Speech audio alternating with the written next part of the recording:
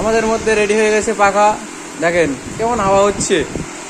এই দেখো, এই ওয়াটার তলার থেকে যাচ্ছে, ওই দেখো পিছনে টপ টপ করে পড়ছে। একেবারে ঠান্ডা হাওয়া। এটা ব্যাটারি থেকে চলছে, ব্যাটারির মেশিন। এই দেখেন, এটা আটকে দিলাম।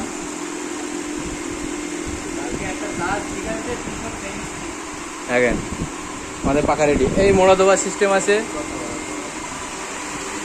একদম ফুল স্পিড।